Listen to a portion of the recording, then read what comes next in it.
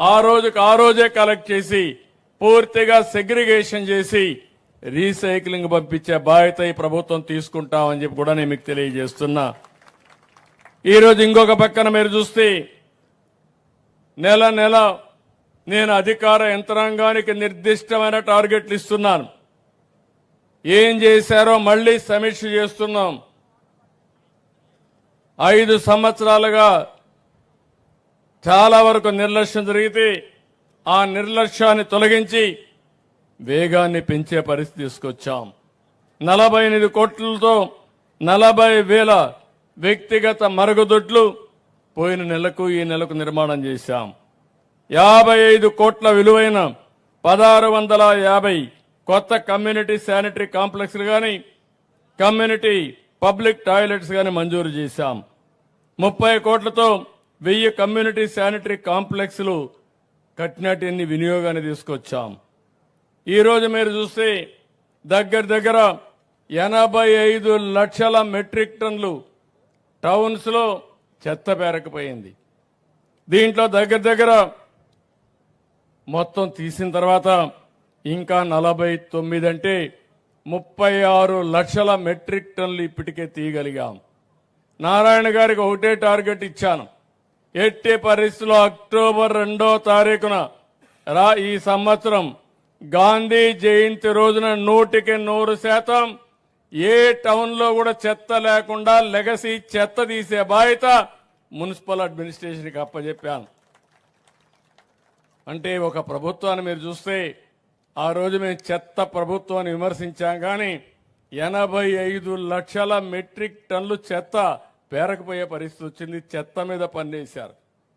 ఈరోజు నేను ఒకటే చెప్పాను, అదే చెత్తను సంపదగా చేసుకుని ఆదాయాన్ని సంపాదించే మార్గానికి దోహదం చేసే పరిస్థితికి వచ్చాం. ఇంకో పక్కన మీరు ఒకసారి చూస్తే వ్యక్తిగత గృహ నిర్మాణం ద్వారా ఇప్పుడే మీరు చూశారు.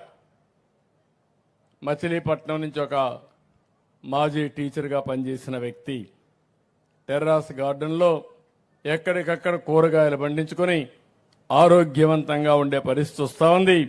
దీన్ని కూడా పెద్ద ఎత్తున తీసుకెళ్తాం.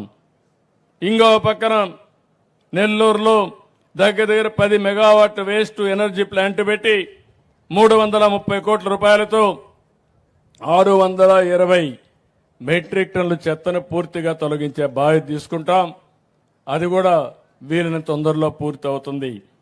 ఇంకో పక్కన రాజమహేంద్రవరంలో 12 మెగావాట్ల కోసం వేస్ట్ ఎనర్జీ ప్లాంట్ ని 340 కోట్లతో నిర్మాణం చేస్తున్నాం. 640 కోట్ల రూపాయలు 640 టన్నుల వ్యర్థాలని వినియోగించే పరిస్థితి వస్తుంది. ఇంకో పక్క ఈరోజు చూశాను, ఇంకొడు గుంతలు కూడా ఎక్కడికక్కడ లేకపోతే అవన్నీ ఇచ్చారు. 60 కోట్లతో నరేగాలో ఈ పనులు చేస్తున్నారు. కమ్యూనిటీ సోక్ పిట్స్ కింద 40 కోట్లతో ఇచ్చారు. తొందరలోనే 300 గ్రామాలు ఓడిఎస్ ప్లస్ గా డిక్లేర్ చేసే పరిస్థితి వస్తుంది. ఈరోజు మీరు చూస్తే ఈరోజు రాష్ట్రంలో 29% గ్రీన్ కవర్ ఉంది. అంటే అడవుల్లో ఉండే పచ్చదనం, అదే మరి గ్రామాల్లో ఉండే చెట్లు కానీ హార్టికల్చర్ వల్ల 29% వచ్చింది. దీన్ని 50% చేయాలనుకుంటున్నాం.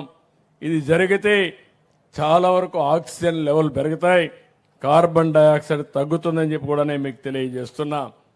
ఈరోజు ప్రపంచం అంతా కూడా ఆలోచిస్తున్నారు. టెంపరేచర్ పెరుగుతా ఉంది. సంవత్సరం ఎండలు పెరుగుతున్నాయి. పోయిన సంవత్సరం కంటే ఈ సంవత్సరం ఎండలు ఎక్కువ ఉన్నాయని ముందుగానే హెచ్చరికలు వస్తున్నాయి. అంటే దీన్ని బట్టి మనం అందరం ఆలోచించుకోవాలి.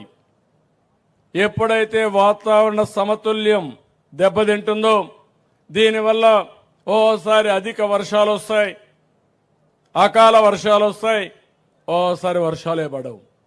ఓసారి వర్షం పడితే ఒకే దిక్కడ ఏవైతే మేఘాలన్నీ కమ్ముకొని ఒకే దిక్కడ కుంభవృష్టి పడే పరిస్థితి వస్తుంది. మొన్న అదే జరిగింది విజయవాడలో.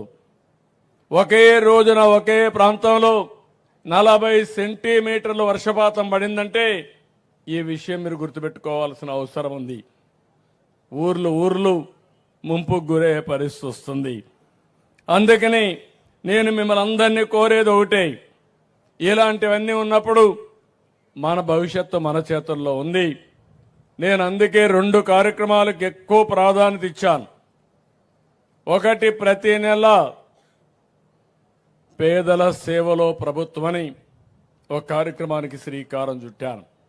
ఇన్ని ఇబ్బందులున్న పేదవాళ్ళందరికీ దగ్గర 64 లక్షల మందికి వృద్ధులు గాని వితంతులకి 4,000 రూపాయలు పింఛను, దివ్యాంగులకు 6,000 రూపాయలు, కొంతమంది డయాలసిస్ ఇవన్నీ చేసుకుంటే 10,000, మంచం నుంచి లేలేకపోతే వేరే వాళ్ళ సహాయం కావాల్సి వస్తే 15,000 రూపాయలు, సంవత్సరానికి 33,000 కోట్ల రూపాయలు ఈ పేదవాళ్లకు సహకరించే విధంగా సంక్షేమ కార్యక్రమాలకు నాంది పలికిన ప్రభుత్వం, పింఛన్లు ఇచ్చే ప్రభుత్వం అని చెప్పి కూడా నేను మీకు తెలియజేస్తున్నా. అందుకే పేదల సేవలో అని పేరు పెట్టారు.